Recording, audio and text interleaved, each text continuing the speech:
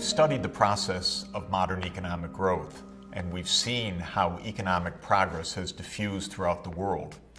We've adopted the method of differential diagnosis so that we can help regions that are still stuck in low growth or even in a poverty trap to overcome that trap through a careful, evidence-based diagnosis of the problems. Therefore, we've arrived at a very exciting moment. The world is poised for the first time in human history to end the scourge of extreme poverty. It may seem fanciful to many people, it may seem utopian, but it's real. The rate of extreme poverty has been falling. The evidence is clear. It can continue to fall, can decline sufficiently rapidly that this generation could be the generation that sees the end of extreme poverty. Now, what the differential diagnosis tells us is that it won't happen by itself. It's not automatic, but the end of poverty is within reach. Just take a look at the numbers. Back in 1980, the World Bank estimates that a little bit more than half of the world's population in developing countries, perhaps 55 to 60%, were in extreme poverty, using the World Bank's criterion of living at less than $1.25 per person per day, measured in purchasing power adjusted prices. By 1990, that poverty rate had come down to around 44 or 45%. But since 1990, the progress has been spectacular. From 1990 to 2010, the poverty rate in the developing world fell by more than half, from around 44% to around 20% in the year 2010. And it continues to decline now. This is the reason why finance ministers and development leaders gathered at the World Bank in the year 2013 voted to make the World Bank's target and mission to be supportive of the end of extreme poverty by the year 2030. In other words, our generation could be the one to see the end of extreme poverty. It's our job, of course, to understand how this could happen and then to act to make it happen. Before we get to the strategy up to 2030, let me turn back the clock to 1930. It was the depths of the Great Depression. There was a lot of poverty in today's high-income world as well as in the poor countries, the developing world. John Maynard Keynes, that great political economist of the 20th century, wrote a wonderful essay, Economic Possibilities for Our Grandchildren. That's the one where Keynes noted that from the time of the Roman Empire up until the 18th century, the rate of technological progress had been extraordinarily low. So low, in fact, that a peasant from the Roman Empire would have felt at home in rural England in the early years of the 1700s. But Keynes went on in that essay to note the explosion of technology of the Industrial Revolution. And he drew in 1930, in the depths of the Great Depression, a startling lesson from that technological progress. Because you could imagine in the Great Depression, with mass unemployment and with the pessimism around, that one could have been overwhelmed feeling that economic progress was at an end. But Keynes said, no, let's look more deeply. Technological change means that even though we have a serious short-run crisis, the long run is promising. Let me quote what John Maynard Keynes wrote in 1930. And I quote, "I would predict that the standard of life in progressive countries 100 years hence will be between 4 and 8 times as high as it is today. There would be nothing surprising in this, even in the light of our present knowledge. It would not be foolish to contemplate the possibility of a far greater progress still. I draw the conclusion, says Keynes, that assuming no important wars and no important increase of population, the economic problem, by that he means the problem of poverty, may be solved, or be at least within sight of solution within 100 years. This means that the economic problem is not, if we look into the future, the permanent problem of the human race. It's interesting. 1930, John Maynard Keynes says the economic problem, meaning the persistence of poverty, could be a thing of the past within 1 century. And it's exactly at that century mark that the World Bank now contemplates the realistic end of extreme poverty. A pretty good call.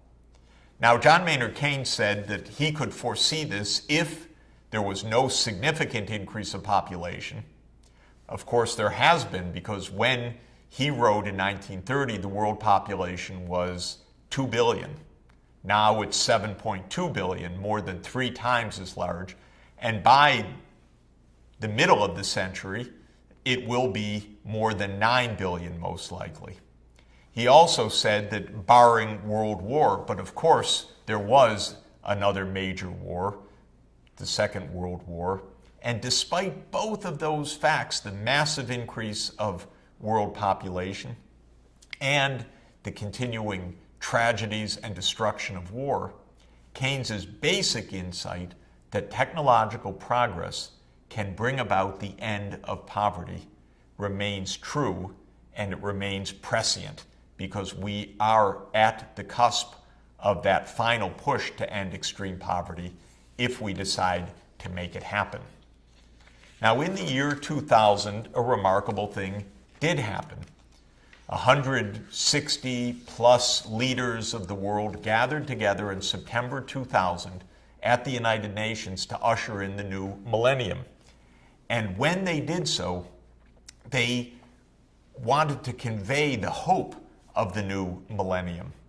So the Secretary General of the United Nations at that time, Kofi Annan, put forward to the world leaders a Millennium Declaration that called for the new millennium to realize the great hopes for human rights, for peace and security, and for economic development, and the reduction of extreme poverty that humanity yearns for.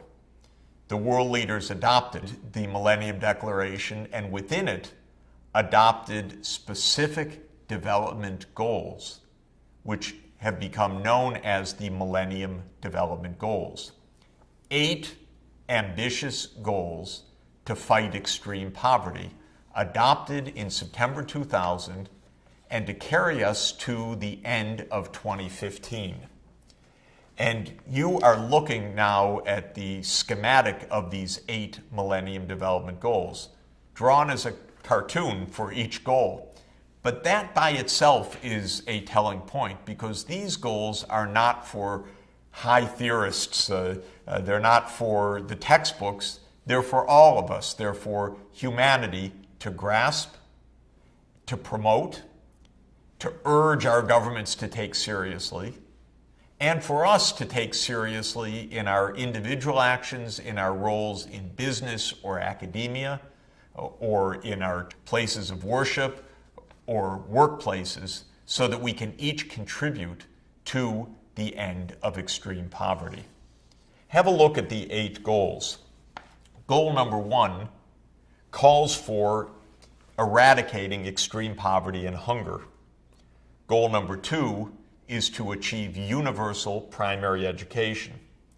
Goal number 3 is to promote gender equality, so that women, like men, have rights and access for economic progress, so that girls as well as boys go to school and get a decent education.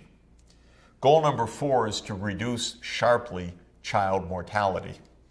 Goal number 5 is to reduce sharply maternal mortality and ensure safe and healthy pregnancy for mothers and for their children.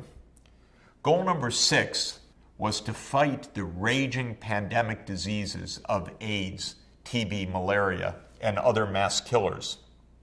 Goal number 7 is to promote environmental sustainability.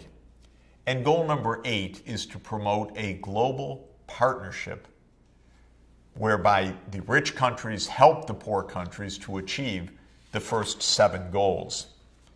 Now, in fact, beneath this general description are some specific quantitative targets and many dozen indicators. For the 8 Millennium Development Goals, there are 21 targets, specific and quantified, and there are around 60 detailed indicators to measure the progress. It's been my honor and pleasure to serve as special advisor, first to UN Secretary General Kofi Annan, and now to UN Secretary General Ban Ki-moon on the Millennium Development Goals, and to help analyze and to help coordinate the UN's efforts to enable and support poor countries to achieve all of these Millennium Development Goals. It's been a wondrous process to see how this kind of goal setting can energize civil society, can help to reorient governments that may have been neglecting crucial issues of disease control or the safety of childbirth or ensuring that all children go to school, and to reorient priorities, political awareness, budgets to achieve these goals. But progress has been notable, and breakthroughs have occurred for some of the world's poorest countries. Have a look at the overall trend of extreme poverty as measured by the World Bank at that $1.25 per person per day threshold. And what you see here is that sharp decline, which I mentioned just previously, that from a poverty rate of around 44% in 1990, the poverty rate has come down to around 20% in 2010, and it continues downward today. The Millennium Development Goals by themselves certainly did not accomplish all of that reduction of poverty. There was a powerful trend underway. China's remarkable economic growth is a big part of the story. But we've seen parts of the world, and notably tropical sub-Saharan Africa, achieve a real breakthrough in faster economic growth and therefore in the reduction of poverty after the year 2000, spurred on by the Millennium Development Goals. Here you're looking at the rapid increase of the numbers of people kept alive by antiretroviral medicines when they are infected with the HIV virus. Now, the HIV virus, if not stopped in its tracks by antiretroviral medicines, causes AIDS and causes near certain death. But because of the Millennium Development Goals and programs that it has helped to spur, millions and millions of people now receive life-saving antiretroviral medicines. The reduction of malaria burden that has been achieved by the scaling up of focus and attention and budgets to fight malaria through the range of modern technologies, long-lasting insecticide-treated bed nets, a new generation of anti-malaria medicines, and many other advances that have been enabled through better technologies during the last decade. And this is causing a remarkable decline of malaria deaths and malaria disease, especially in sub-Saharan Africa, since the peak was reached in the early 2000s. Well, we can see that the combination of continued rapid technological change and a good differential diagnosis that helps us to focus investments where the poorest places need it, whether it's in infrastructure or healthcare or getting children in school, or safe drinking water and sanitation, gives us a very powerful combination to not only witness the underlying forces of poverty reduction, but to help spur them on so that we can be the generation that brings an end to that long-standing human scourge of extreme poverty.